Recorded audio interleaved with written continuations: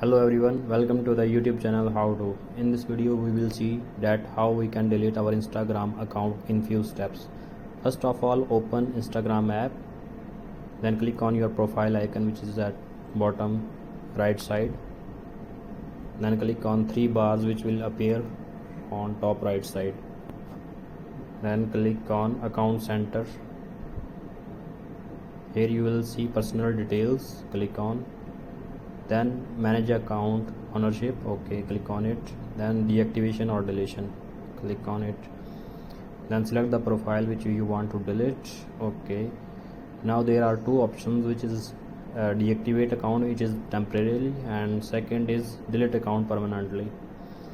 So if you want to recover your account later, so select first option, but if you want to delete forever, select second option. Thank you.